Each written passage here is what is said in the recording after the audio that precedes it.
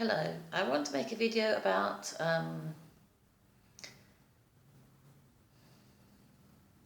the misuse of psychic powers. Okay, I believe there are such beings as psychic vampires. They look like they're human because throughout evolution, those who looked the most like us were most able to get near us and utilize their gifts wrongfully, from our point of view, by preying on us for our energy and thoughts and feelings and whatever else they wanted to get off of us. Now, I've noticed that wherever I've gone in my life, and I've lived in a number of places, I would have peace and quiet for the first few nights, maybe even for a couple of weeks, and then people would start to gather in the neighborhood and I'd start to hear voices from outside and cars and things, and there'd be lights flashed on my ceiling. Now,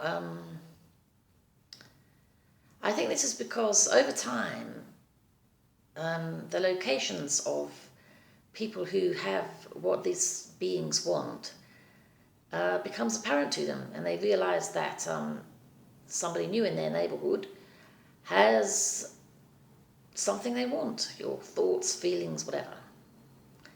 Now, and then they start preying on you, but they don't know you're there at first for a while, which is why you have peace and quiet for a few nights, or even a couple of weeks if you're lucky. Now, I was thinking about, well, there are two ways they seem to do it. I'll go into both of them. One way is by talking and talking endlessly until, even if you don't want to, you find yourself focusing on them in some way, like just even without realizing it. And the link itself between your voice and between their voice and your mind seems to result in some kind of energy transmission of some kind that they want. I can only suppose it's literally like that little experiment children are told to do with a couple of tin cans and a piece of string. One is supposed to talk into it, and the other is supposed to pretend it's a telephone, and you're supposed to learn that you can hear the person more clearly or something if they speak into the can, because the sound travels along the string or something. I always thought that was a little bit unrealistic, but I was told, the adults were genuinely trying to make me believe it was true when I was little. So maybe any kind of vibration can interact with any other kind of vibration. I mean, let's not forget the continuum of energy. Right, for example, through the rainbow, red, yellow, green, blue, indigo, violet. Yeah, red, yellow, green, blue, indigo, red, orange, yellow, green, blue, indigo, violet. Yeah, 7 colors. So, so what we have is a continuation of energy where one is very close to the next. One energy level is very close to the next. I'm not sure how they measure energy. It could be in hertz, which is, say, one vibration. So one color might be at 3,000 hertz and another might be at 3,001 hertz, a tiny bit of difference, and they could maybe interfere with each other and transmit energy somehow or something. Anyway, these people seem to be able to do that with their voices. They somehow manage to interlock with your mind's energy and get something out that they want. The other thing is, that would be a little bit, no, it might not be that hard to do actually.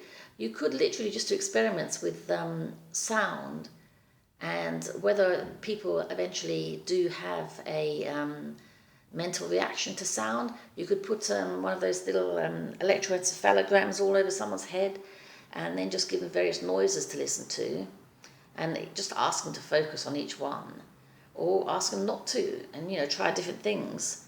And eventually see whether or not anything interesting happens, which might correlate to an energy transmission. For example, a dip in one of their brain waves.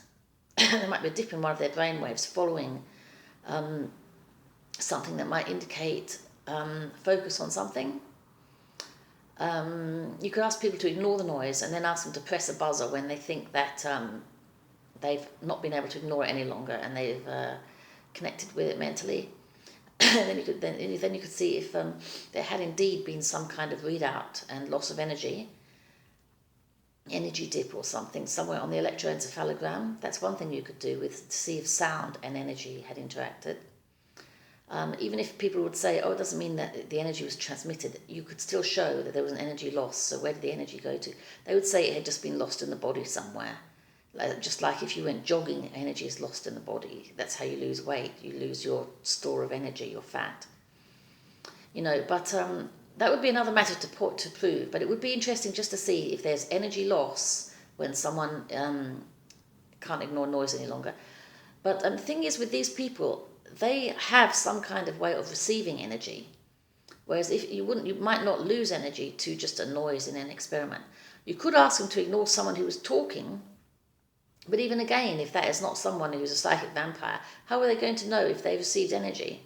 I suppose you could put encephalograms all over their transmitters all over their head as well, receivers all over their head as well, and see whether or not they do actually receive some kind of energy when the other person loses it. It'd be worth trying. The second thing that I think they do is they flash lights on the ceiling. Now, I was wondering whether or not light flashes, very strongly concentrated light flashes, not vague with vague outlines, but very sharply pointed, very high energy light flashes, that are so fierce, they go all the way down from the ceiling. They're put onto the ceiling and they go all the way down from the ceiling and bounce off of you in bed at night when you're trying to sleep in the middle of the night. Again and again for years on end, really creepy, nasty, resulting in pain usually, and a feeling of tiredness, pain and tiredness. I think they've ripped out some of my energy for me.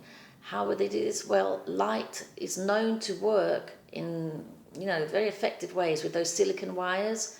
I can't remember what you call them properly now, silicon wires through which light is transmitted to computers and so forth, or along telephone lines. Telephone transmissions. They used to call them silicon wires. I can't remember what they call them now. Anyway, maybe these people are literally just using light to interact with the electricity that is your body, that is your mind, and somehow managing to get that off you. I think that's worth trying as well. Just finding some way of seeing whether or not very powerful, highly focused light can interfere with people. Just shoot them in random places. Put a cover over their eyes, and then shoot them with light in random places. Not enough for them to feel warmth or heat or anything, but just enough to really interfere with them electrically, and let them see whether or not they feel pain. I bet they feel pain. If not immediately, then within a couple of minutes, 2 or 3 minutes. And they may feel energy loss as well, tiredness. Or they may have other effects, because these people who are doing these things know what they're doing, but they also they know how to do it. They know exactly how to do it. So whatever they're doing does have the effects I say it has, but it's worth trying just to see whether or not, just to prove that strong, hard light can interfere with the body electrically. Even just proving that would be useful. Even just proving that. So you could just get a really strong, fierce, hard light, highly focused, and shoot it at a nerve center like a knee or something like that. And don't let the person know where you're doing it, and then ask them afterwards whether they have any pain. They may have pain in that area. So, and then afterwards, see how things are transmitted. When they use silicon wires, they use noughts and ones for a computer. So, that's a bit different, really. Maybe that's what they're doing. Maybe they are digitalizing energies they get from people, taking that analog thing, the naturally occurring thing, and turning it into digital information, and then maybe transmitting it back to reforming as analog as it goes into them or something. I don't know, something like that. I think this may be technological rather than natural, So these people are just bad people, basically. But they may be using technology, and I don't know if the technology is decades old or thousands of years old. I mean, who knows really? You know, the pyramids are actually, no matter what anyone says, they are something that was built by technology. Scientists just don't want to acknowledge. They just don't want to acknowledge it. They can't do it themselves, and they don't like anything they're not in charge of intellectually. So they just blasely refuse to acknowledge it. But in fact, there's technology on this earth, such as the pyramids, that is thousands of years old that we don't know about. But so I don't know how old this technology is, how long it's been around. But it could be technology, or it could be something they can do naturally. I don't know. The light one I'm more inclined to think of as technology, because people don't generate light like that, do they? Whereas the sound one is more likely to be a natural ability, because as far as I'm aware, anyone can talk, and somebody may have evolved an ability to get people's attention, form links by sound, and draw something away from them in some way, you know, by interlocking energies in some way, somehow forming some sort of transmission thing that gets it back to them. There's some kind of TV waves that are said to be carrier waves. Look up carrier waves on YouTube and you might find out what I'm talking about. I'll put a link to some such thing in my description. There are carrier waves that the TV uses that can transmit other unknown information to you subconsciously. So you can be transmitted messages at any time and all times just by the carrier waves, which can carry other waves that you're not aware of. Scalar, is it Scalar? Oh no, I'm trying to think of the name of a scientist, but I can't remember his name. It's Seaton or something like that, Seaton or Sutton or something. I'll put a link to it in the description. But anyway, you can